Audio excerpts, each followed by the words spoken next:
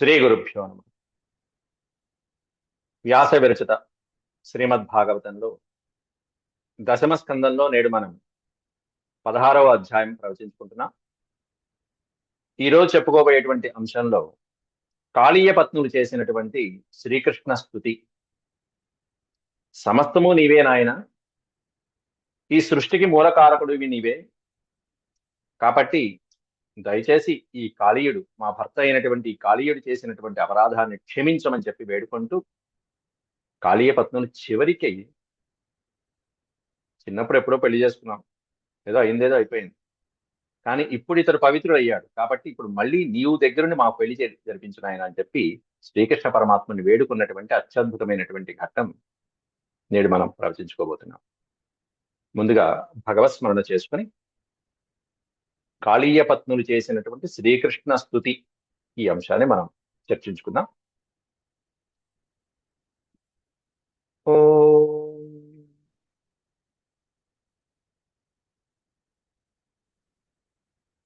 శుక్లాంబరధరం విష్ణుం శశివర్ణం చతుర్భుజం ప్రసన్నవదనం ధ్యాయేత్ సర్వవిఘ్నోపశాంతయే. వ్యాసం వసిష్ఠనప్తారం శక్తేః పౌత్రమకల్మషం పరాశరాత్మజం వందే సుఖతాతం తపోనిధిం. వ్యాసాయ విష్ణురూపాయ వ్యాసరూపాయ విష్ణవే నమో వై బ్రహ్మనిధయే వాసిష్ఠాయ నమో నమః. నారాయణం నమస్కృత్య నరం చైవ నరోత్తమం దేవీం సరస్వతీం వ్యాసం తతో జయముదీరయేత్.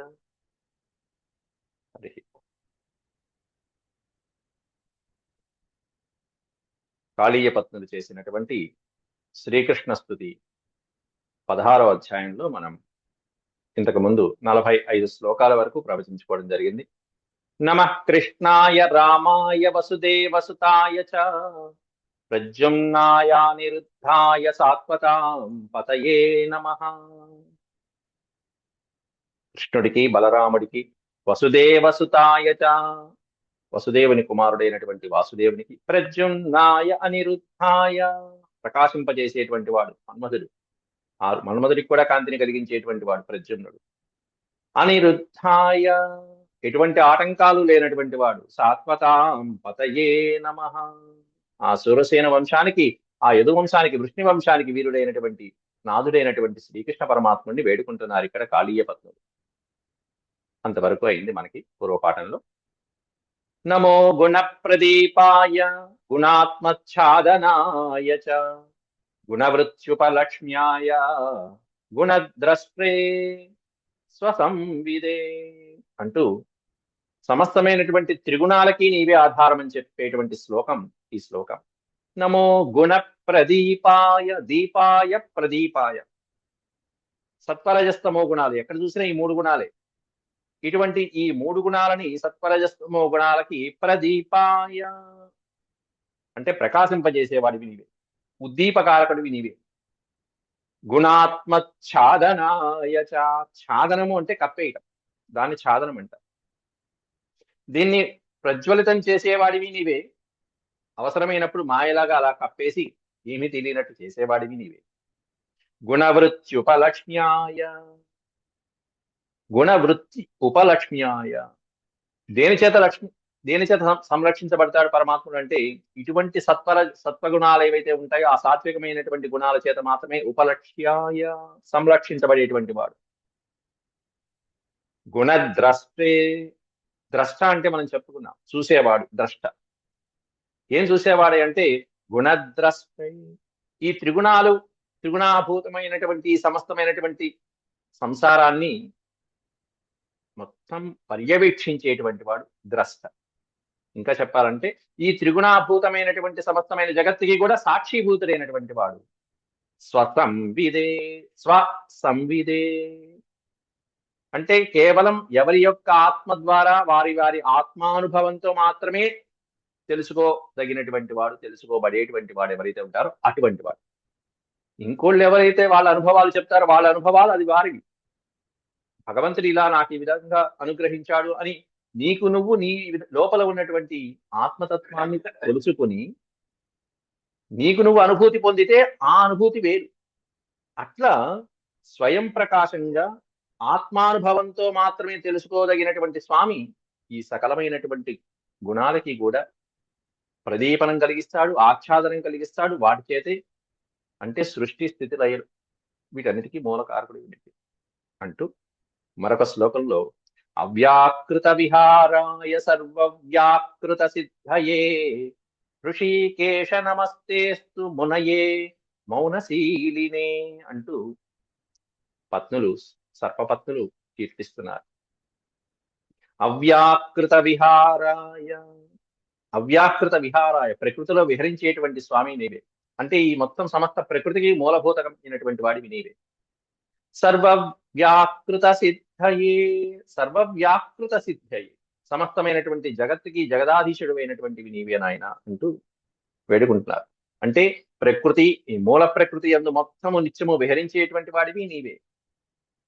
మొత్తం సమస్తమైనటువంటి జగత్తు, చరాచర జగత్తు, స్థూల సూక్ష్మమైనటువంటి జగత్తు ఏదైతే ఉందో ఆ జగత్తునంతటికి కూడా సిద్ధింపచేసేటువంటి వాడు స్వామి. అట్లాంటి నీవు ఋషికేశ నమస్తేస్తు తే నమః అస్తు, అట్లాంటి నీకు నమస్కారమయ్యా. ఎందుకంటే నీవు హృషీకేశ, హృషీక ఈశ, ఇంద్రియాలను జయించినటువంటి వాడు. అంతేకాకుండా మునయే మౌనశీలినే, నీవు మునివి, మహామునివి. మునయే మౌనశీలినే, మౌనశీలి అంటే మౌనమే స్వభావంగా కలిగినటువంటి వాడు, మౌన స్వభావంగా ఉండేవాడు మౌనశీలి. ఈ మునయ్య అనేటువంటి పదం ఉంది చూశారు. అసలు ముని అనేటువంటి పదానికి అర్థం చెప్పాలంటే సర్వధర్మాణం మననాత్ ముని, మననాత్ ముని అంటారు. మననం, ఏం మననం చేయాలంటే సర్వధర్మాణం మననం, సమస్తమైనటువంటి ధర్మాలు తెలుసుకుని వాటిని మననం చేస్తూ వాటిని ఆచరణలో పెట్టేటువంటి వాడు ఎవరైతే ఉంటారో అతడు ముని. సమస్తమైనటువంటి ధర్మాలు తెలుసుకోవాలి, ఆచరించాలి, చెప్పాలి. అట్లాంటి వాళ్ళు ఎవరైతే ఉంటారో వాళ్ళని ముని అంటాం. మన అవబోధనే అనేటువంటి ధాతువు ద్వారా ఈ పదం ఉత్పత్తి అవుతుంది, ముని అనేటువంటి పదం. అట్లాంటి వాళ్ళల్లో సుప్రసిద్ధమైనటువంటి వారు ఎవరై అంటే వాళ్ళందరికీ ఆదర్శప్రాయమైన వాడు మునయే భగవాన్ వాసుదేవుడు, నారాయణ స్వరూపుడు. అట్లాంటి నీకు నమస్కారం అయ్యా, ఎందుకంటే నీవే సకల ధర్మాలకి మూలం. మౌనశీలినే అంటూ నాగపత్నులు కీర్తించడం జరిగింది. పరావరగతిజ్ఞాయ సర్వాధ్యక్షాయ తే నమః అవిశ్వాయ చ విశ్వాయ, అవిశ్వాయ చ విశ్వాయ తద్రష్ట్రేష్య చ హేతవే, తద్రష్ట్రేస్య, ద్రష్ట అనే పదం మళ్ళీ ఇక్కడ కూడా పెట్టారు. తద్రష్ట్రేస్య చ హేతవే పరావర గతిజ్ఞాయ, గతి అంటే మార్గం. ఎవరికి మార్గం తెలిసినటువంటి వాడు? పరావర గతి జ్ఞాయ, జ్ఞ అంటే తెలిసినవాడు. ఏం తెలిసినవాడు అంటే ప్రాణుల యొక్క సంచారం తెలిసినటువంటి వాడు. పరావర గతి, సమస్తమైనటువంటి భూతములు, సమస్తమైనటువంటి జీవులు, ప్రాణులు, వాటి యొక్క గతి ఎప్పుడు ఎలా వాటి కర్మానుసారంగా సంచరిస్తూ ఉంటుందో అన్నీ తెలిసినటువంటి వాడి నీ ఒక్కడివే. సర్వాధ్యక్షాయ తే నమః, సర్వ అధ్యక్షాయ, సమస్తమైనటువంటి వాటికి సమస్త ప్రాణుల గతి తెలిసినటువంటి వాడు. అంతేకాకుండా సర్వ అధ్యక్షాయ, సర్వ సాక్షిభూతుడైనటువంటి నీకు నమస్కారం నాయన. విశ్వానికే అతీతుడైనటువంటి వాడివి. అవిశ్వాయ, విశ్వానికి అతీతుడు ఎవరైతే ఉంటారో ఆయన్ని అవిశ్వాయ అంటారు. అవిశ్వాస తీర్మానం కాదు, అవిశ్వాయ, విశ్వానికి అతీతుడైనటువంటి వాడు. అంతేకాకుండా మళ్ళీ విశ్వాయ అన్నారు. విశ్వానికి అతీతుడైనటువంటి వాడు అంటే విశ్వాన్ని మించినటువంటి వాడు, విశ్వాన్ని అంటకుండా ఉండేటువంటి వాడు. అంతేకాకుండా విశ్వరూపంగా ప్రకటితమయ్యేటువంటి వాడు ఎవరైతే ఉంటారో ఆయన్ని విశ్వాయ అంటారు. నీ లోపల ఉంది విశ్వం, నీ బయట ఉంది. అంతర్బహిశ్చ తత్సర్వం వ్యాప్త్యన్ నారాయణ స్థిత అన్నారు. అందుకే సమస్తము నీలోనే ఉంది. అదే చూసింది యశోద చిన్నప్పుడు ఆ ముకుందుని యొక్క నోటిలో. అందువల్ల అవిశ్వాయ చ విశ్వాయ, విశ్వానికి అతీతమైనటువంటి వాడివి, విశ్వము చేత ప్రకటించబడేటువంటి వాడివి నీవే. అందుకే మనకి ఈ విశ్వం గురించే మనం మొన్న కూడా చెప్పుకున్నాం. విశ్వం అంటే భావన కూడా చెప్పుకున్నాం. అందులో విశ్వం విష్ణుర్వషట్కారో భూత భవ్య భవత్ ప్రభు అంటూ మనం సహస్రనామాల్లో చదువుకుంటాం. అంతేకాకుండా చక్కగా వేద సూక్తాల్లో కూడా ఈ నారాయణ సూక్తం ఇట్లాంటి వాటిలో కూడా సహస్రశీర్షం దేవం విశ్వాక్షం విశ్వసంభవం విశ్వం నారాయణం దేవం అక్షరం పరమం పదం. ప్రతి చోట ఆయనే విశ్వాత్ముడే, అన్నిట్లోనూ ఆయనే.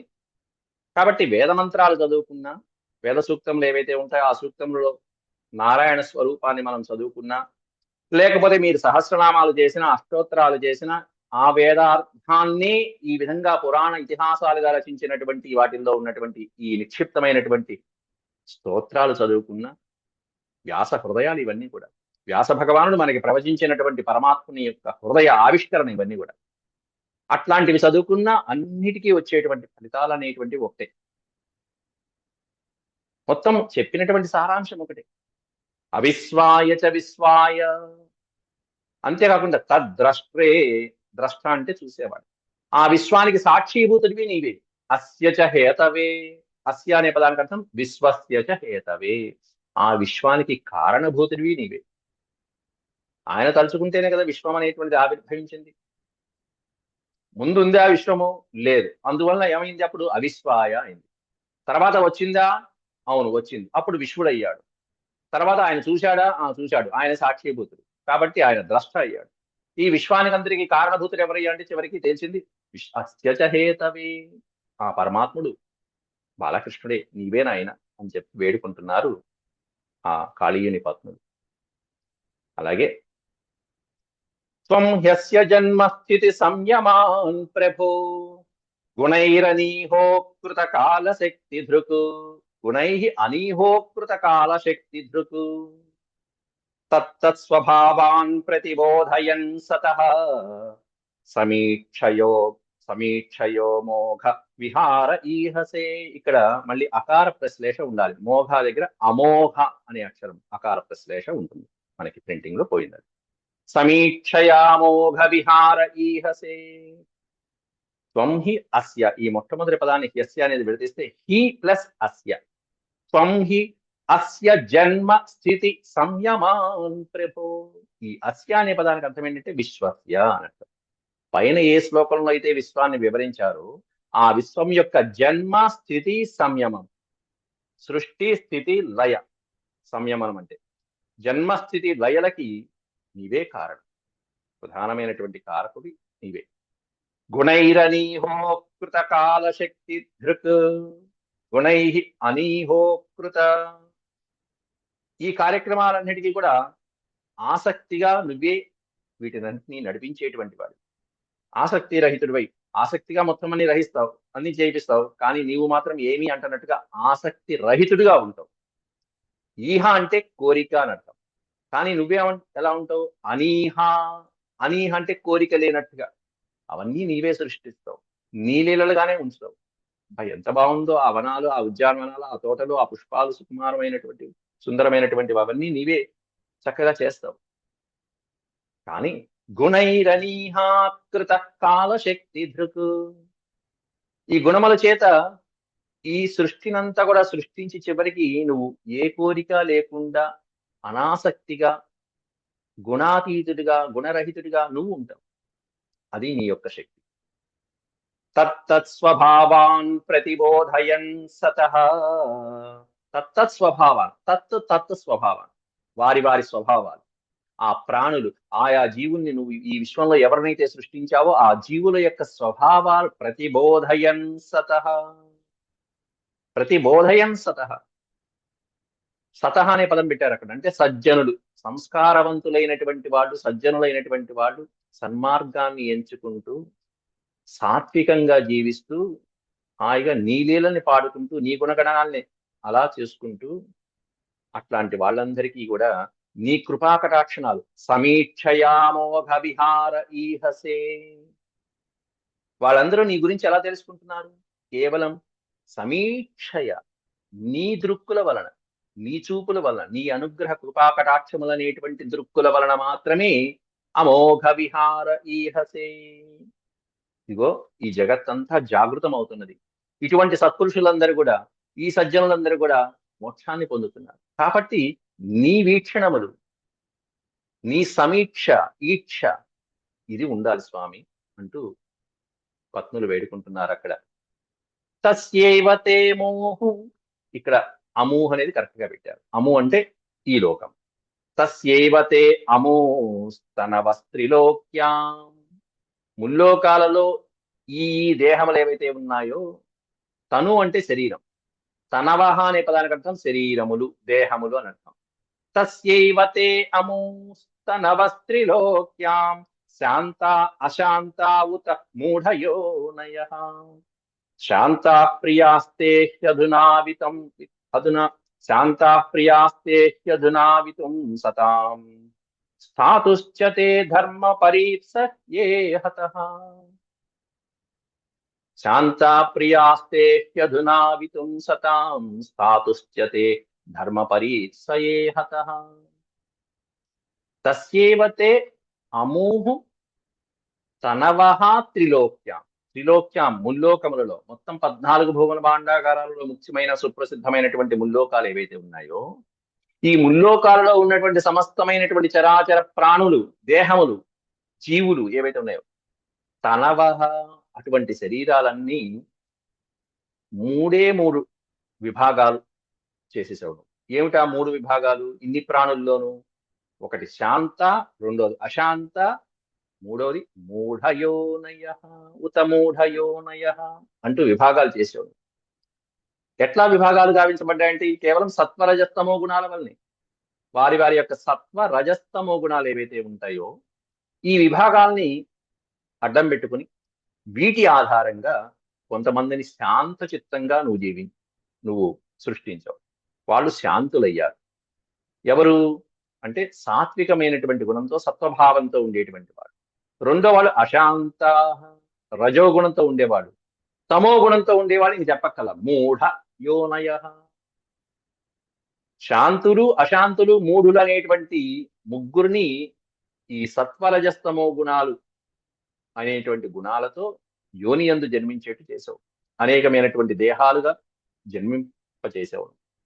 అయితే ఈ శాంత అశాంత మూఢ చిత్తాలలో నీకు ఎవరంటే ఇష్టమయ్యా అంటే సుప్రసిద్ధమైనటువంటి వాళ్ళు శాంత ప్రియాస్తే తే ప్రియ శాంత.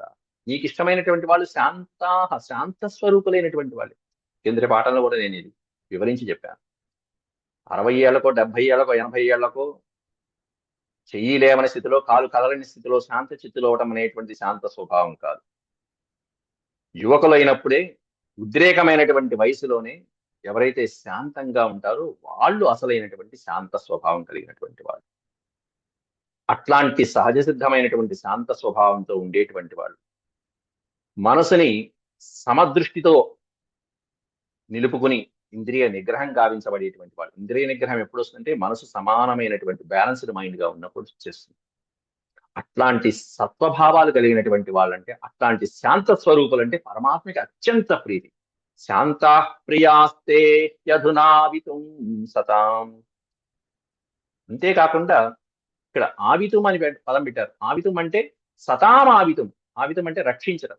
సతామావితుం సజ్జనుల్ని, ఇట్లాంటి సత్పురుషుల్ని, ఇలాంటి సజ్జనుల్ని ఎవరైతే శాంత చిత్తంగా ఉంటారో, ఎవరైతే మనసుని నిగ్రహించుకుని సమచిత్తంతో ఉంటూ ఆ పరమాత్ముడికే నివేదిస్తూ ఉంటారో అట్లాంటి సజ్జనుల్ని ఆవితుం రక్షించడం కోసం. అంటే దుష్ట శిక్షణ శిష్ట రక్షణ ఇది గావించడం కోసమే కదా నువ్వు ఉన్నది, నీ అవతారాలు. స్థాతుశ్చతే తే స్థాతు.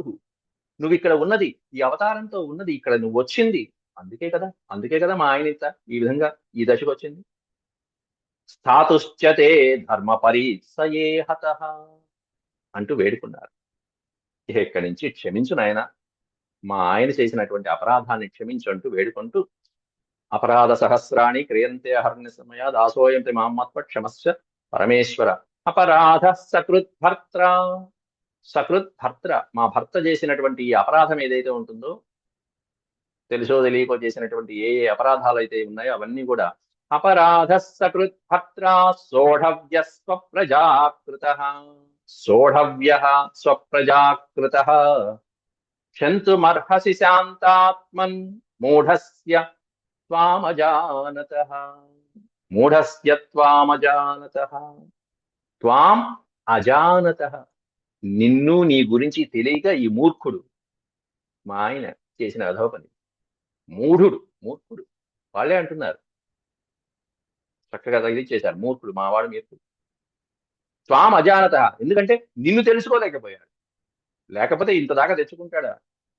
ఎట్లా ఉందో చూడు పరిస్థితి, దీనంగా బిక్కుబిక్కుమంటున్నాడు. ఇంకా చెప్పట్లో ప్రాణం పోయేట్టుంది. త్వాం అజానత మూఢస్య, నిన్ను తెలుసుకోలేనటువంటి ఈ మూర్ఖుణ్ణి క్షంతుమర్హసి, శాంతాత్మన్, శాంతస్వరూపుడువై క్షంతుమర్హసి, నువ్వు క్షమించడానికి నీవే అర్హుడివి, నీవే క్షమించగలవు, నీవే రక్షించగలవు. ఎందుకంటే ఇతను చేసినటువంటి అపరాధాల్ని సోఢవ్య, సోఢవ్య అంటే భరించటం, భరించటము రక్షించటం ఉంది చూసారా? ఈ భరించటము రక్షించటము అనేటువంటివి ఎవరి యొక్క బాధ్యతలో మనం అంత పూర్వపాఠాల్లో చెప్పుకున్నాం. కాళిదాసు చెప్పినటువంటి శ్లోకంలో సపితాపితరస్తాసాం కేవలం జన్మహేతవ అంటూ చెప్పేశాడు. ఏమిటంటే రక్షించటం, భరించటం, అంతకంటే ముఖ్యమైనది వినయాధానాత్. వినయా వినయాధానాత్ రక్షణాత్ భరణాదపి సపితాపితరస్తాసాం కేవలం జన్మహేతవ అంటాడు కాళిదాసు. ప్రజలకి వాళ్ళ యొక్క ప్రజ అంటే సంతానం, ఇక్కడ కూడా అదే పదం పెట్టారు. ప్రజాకృత, స్వప్రజాకృత అంటే వారి వారి బిడ్డలు చేసినటువంటి అపరాధాలు ఏవైతే ఉంటాయో ఆ అపరాధాలని తండ్రి అనేటువంటి వాడు సోఢవ్య, భరించాలి. నువ్వు కూడా భరించాలి, నువ్వు తండ్రివి, మా అందరికీ నువ్వే తండ్రివి. ఎట్లా, దేని తండ్రి అనేది మనం నిన్న చెప్పుకున్నాం. పితరౌ జగత పితరౌ వందే పార్వతీ పరమేశ్వరు అన్నట్టుగా మీరు జగత్తుకి తల్లిదండ్రులు అన్నట్టుగా నువ్వు జగత్తుకి తండ్రివి నాయన. ఈ సమస్తమైన జగత్తుకి నీవే విశ్వానికి తండ్రివి. మరి తండ్రి అనే వాడి యొక్క బాధ్యత ఏంటి?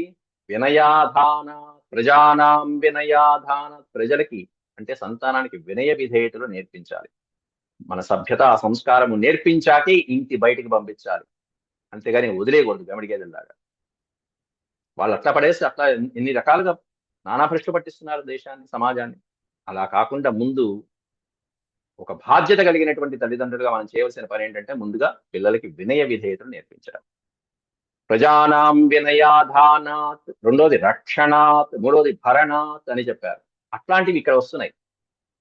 కాబట్టి ఒక తండ్రిగా నువ్వు నీ సంతానం యొక్క ఇతడు చేసినటువంటి అపరాధాన్ని సోఢవ్య సకృత్ భర్త, మా భర్త చేసినటువంటి నీ కుమారుడు లాంటి వాడు చేసినటువంటి అపరాధం సోఢవ్య, భరించాలి ఆయన.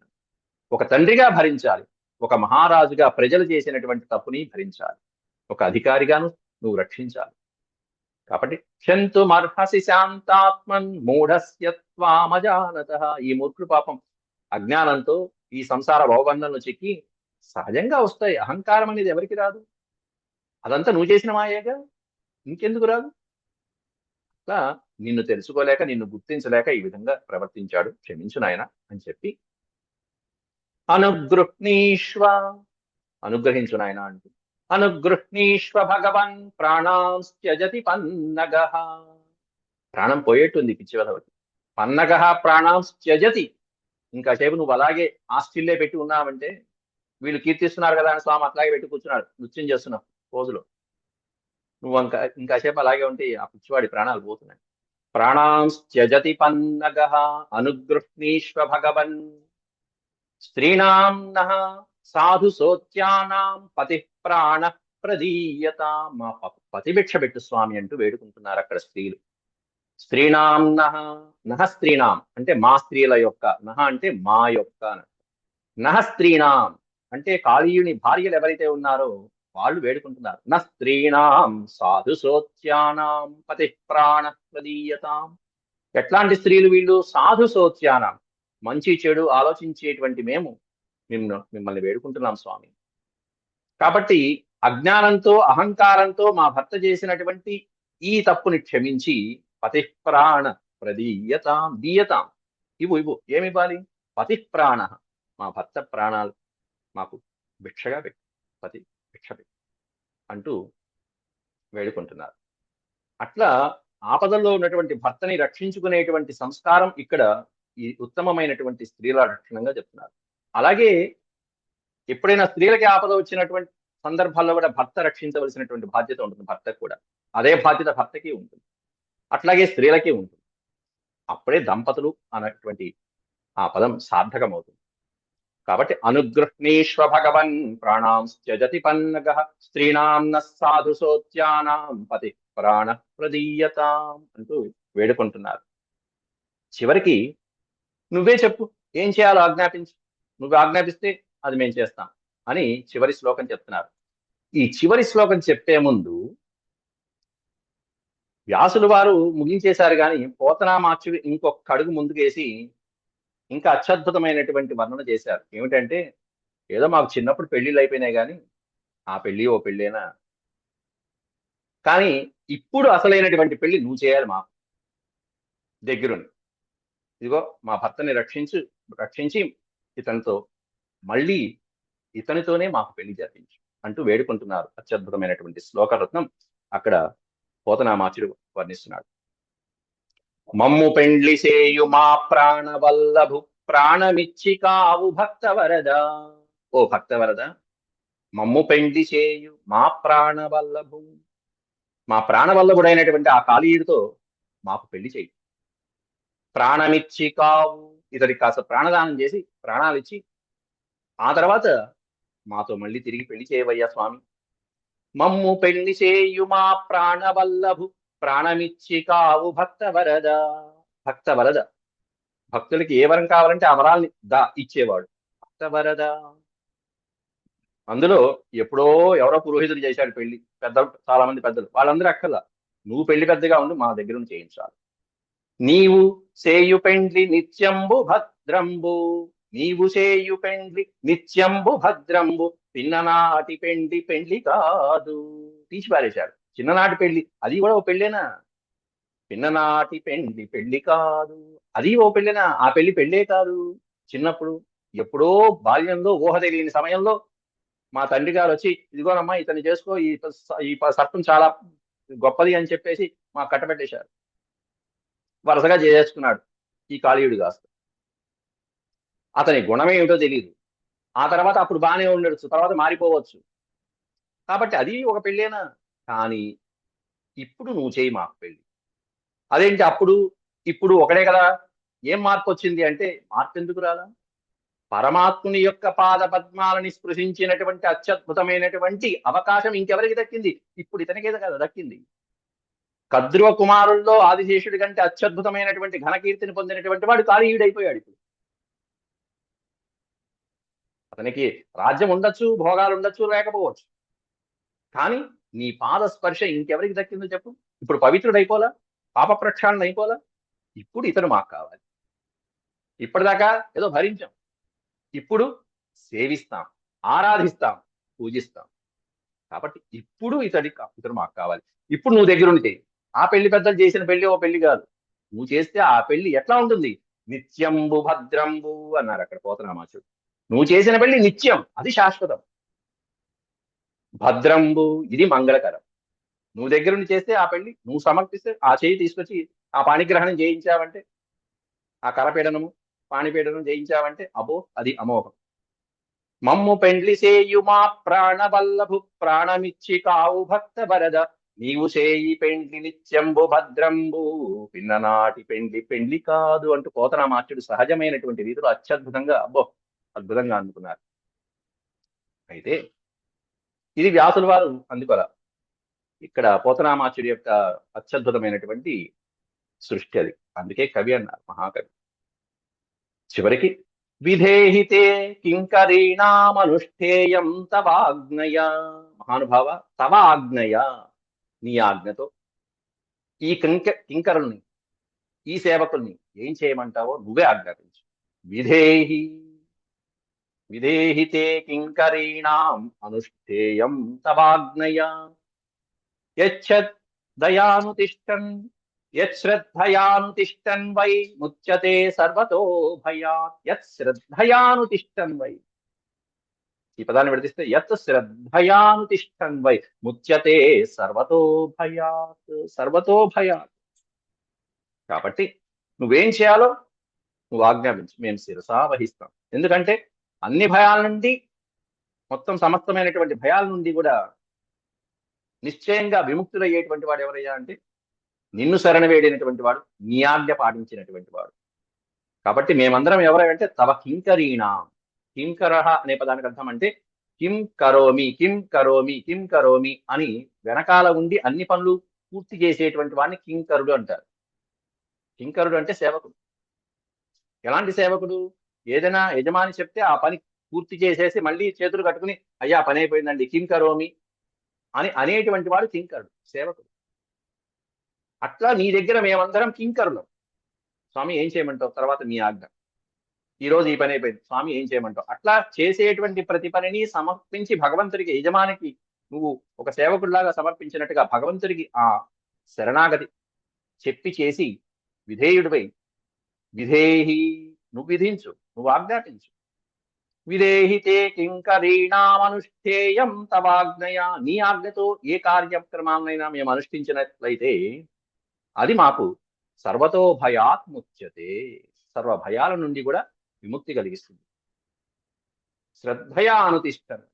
అట్లా శ్రద్ధగా అనుష్ఠించితే, నీకు సమర్పించి ఏ పనైనా ఏ కార్యమైనా శ్రద్ధగా అనుష్ఠించితే అది మా సర్వ పాపాలని సర్వ భయాలని పోగొట్టి ముక్తి కలిగిస్తుంది స్వామి. కాబట్టి ఇదిగో పతిభిక్ష పెట్టు స్వామి అంటూ ఈ కాళీయుని భార్యలు చేసినటువంటి శ్రీకృష్ణ స్తుతి 20 శ్లోకాలతో పూర్తి అయిపోయింది. ఆ తర్వాత స్వామి ఏం చేశారు, అంతేకాకుండా ఒక 4 శ్లోకాలలో కాళీయుడు ఏ విధంగా పరివర్తన చెందాడు అనేటువంటిది కూడా వర్ణించారు. కాళీయుడిలో వచ్చిన మార్పు తర్వాత శ్రీకృష్ణుని ఒక 4 శ్లోకాల్లో వేడుకొని ఈ అధ్యాయం ముగింపు ఎలా ఉంది అనేటువంటిది రేపటి నుంచి మళ్ళీ చూద్దాం. అంతవరకు సెలవు. ఓం శాంతి శాంతి శాంతి. యదక్షరపద భ్రష్టం మాత్రాహీనం చ యద్భవేత్ తత్సర్వం క్షమ్యతాం దేవనారాయణ నమోస్తుతే. సర్వం శ్రీకృష్ణార్పణమస్తు. హరి